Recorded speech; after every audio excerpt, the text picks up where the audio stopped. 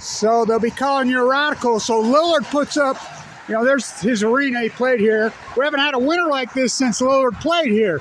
So Lillard puts up 71 last night. Then is immediately blood tested by the NBA. Now, I know Lillard's trainer. He was an assistant coach at Weber State when Lillard played there. Whoa. So, coincidence? I know a lot about this, and I'm not saying anything. So, oh, do I? So, if you don't believe me, you go ask anybody at Weber State.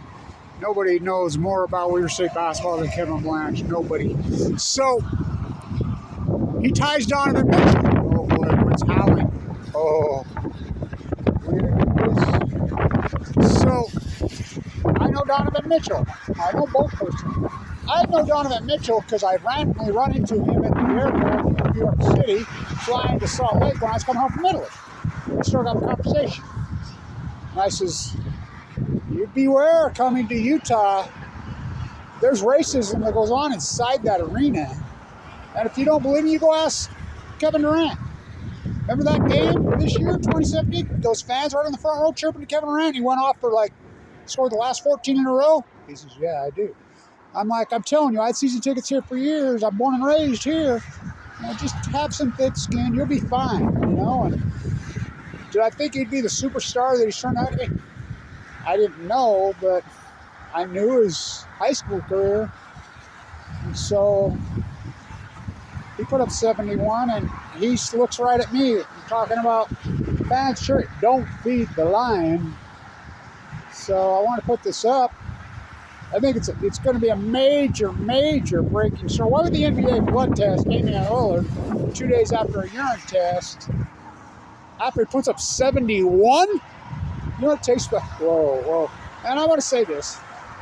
Lillard lost the Big Sky Championship game. I'm sitting right there in 2010 to Montana. They were up by 23. And I've always said this.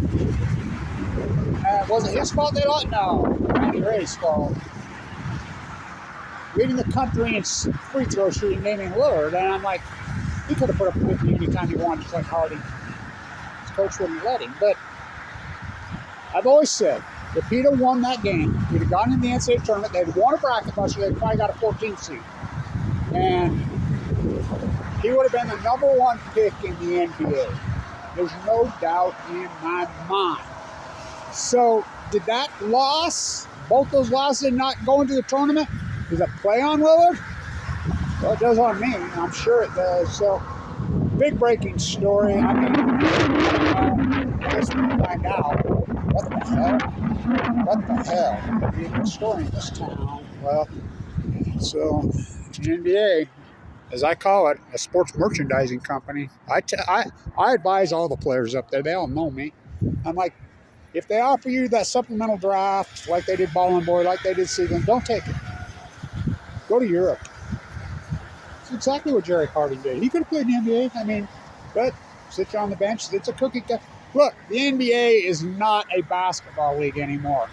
It's a sports merchandising company.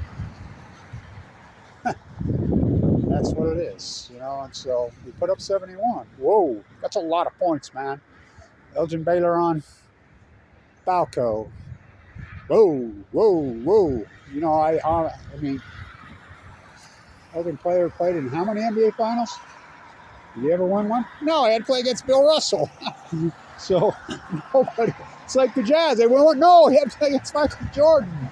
You know, so they won Western Conference Finals, championships, lots of them, but Lillard plays in Portland, so, and he's been on one, hasn't he? Been going crazy. So congratulations, Mr. Lillard, putting up 71. An NBA blood testing after, and so he's afraid of needles. What the? As my grandsons will say, they know Damian. They're born that year, you know. They know all the athletes of their state. The great Rashid Shaheed. My grandson's one I told, let's look at this morning. He's like, what the? Stay tuned.